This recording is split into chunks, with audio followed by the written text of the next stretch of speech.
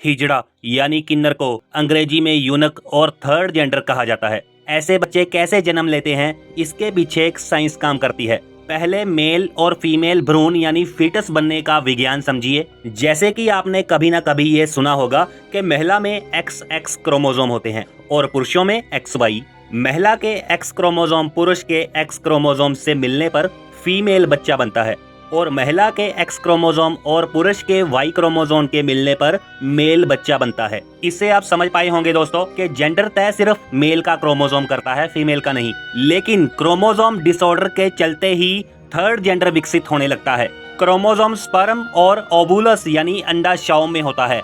जब स्पर्म यानी शुक्राणु अंडे में प्रवेश करके उसके साथ क्रिया करते हैं, तब फीटस यानी भ्रूण के बनने की शुरुआत होती है। क्रोमोसोम XX से फीमेल जेनिटालिया यानी जननांग और XY से मेल जेनिटालिया यानी जननांग वाला फीटस बनता है। और जब क्रोमोसोम में डिसऑर्डर आ जाए तब थर्ड जेंडर बनने की शुरुआत होती है। साइंस ने इसे मेटाबॉलिक डिसऑर्डर, कंजेंशियल एडर्नल हाइपरप्लासिया और क्रोमोसोम का अबनॉर्मल होना कहा है। क्रोमोसोम डिसऑर्डर होने की वजह फिक्स नहीं है।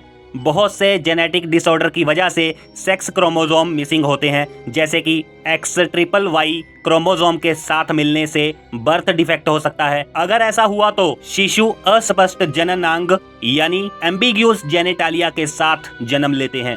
हिजड़े बायोलॉजिकली तौर पर स्त्री या पुरुष हो सकते हैं। जननांगों की बात करें तो वह वेजाइना, पेनिस या दविलिंग यानी हर्मेफ्रोडाइट के साथ भी जन्म लेते हैं। हिजड़े वह कहलाते हैं जिस बच्चे के जननांग साफ तौर पर मेल या फीमेल जैसे नहीं होते।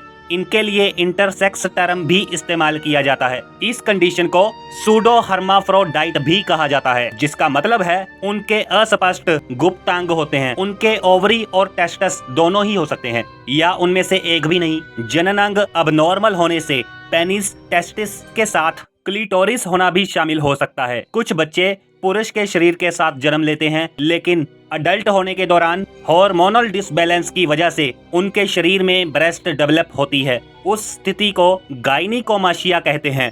साइंस के अकॉर्डिंग वो हिजड़े नहीं होते। शुरुआत में तो मेल फीमेल बच्चे के जननांग एक ही टिश्यू से बनते हैं। Testosterone hormone male reproductive tissue बनाने में अहम रोल निभाते हैं। इसका हाई लेवल जननांगों को पेनिस बनाने में मदद करता है। वहीं दूसरी तरफ स्क्रोटम और पेनाइल यूरेथ्रा फीटस को फीमेल बनाते हैं। टेस्टोस्टेरोन का लेवल कम या ना होने से क्लिटोरिस और लाबिया ये दोनों तो फीमेल जननांग का हिस्सा हैं और इसके अलावा वेजाइना के लिए अलग नाल का निर्माण फीटस को फीमेल बनाता है। अगर मेल जननांग पूरी तरह डेवलप नहीं होते तो इसके पीछे वजह है टेस्टोस्टेरोन हार्मोन की कमी होना, जिस वजह से मेल बच्चे छोटे पेनिस और टेस्टस के साथ जन्म लेते हैं। उनके टेस्टस की स्किन उम्र के साथ कम या ज्यादा नहीं होती, वो फिक्स ही रहती है।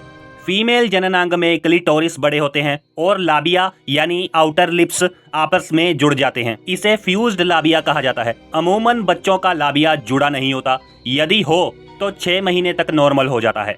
लेकिन बच्चा हिजड़ा हो तो उसका लाबिया उम्र बढ़ने के साथ नेचुरली रूप से अलग नहीं होता, जिसकी वजह शरीर में मेल हार्मोन की तादाद ज्यादा होना मानी जाती है। बड़े क्लिटर्स छोटे पेनिस बनने को दर्शाते हैं।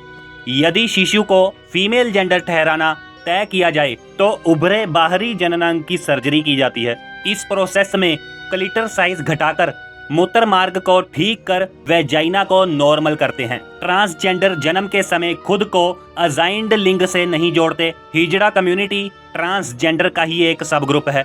इसका ट्रेंड भारतीय उपमहाद्वीप में ज्यादा देखा जाता है। ये पुरुष शरीर के साथ जन्म लेते हैं लेकिन खुद को फीमेल जेंडर से जोड़ते हैं या अपनी पहचान बतौर स्त्री ही देते हैं। ये पैदा तो मेल होते हैं मगर बाद में फीमेल बन जाते हैं। वहीं दूसरी तरफ फीमेल पैदा होने के बाद अगर वो बाद में आकर मेल बन जाए तो उन्हें भी ट्रांसजेंडर ही कहा जाएगा। आई होप आप इससे जान पाए होंगे दोस्तों कि ट्रांसजेंडर के पीछे साइंस क्या है। वीडियो को पूरा देखने के लिए बहुत बहुत शुक्रिया दोस्तों। Please like, share and subscribe this channel. God bless you all.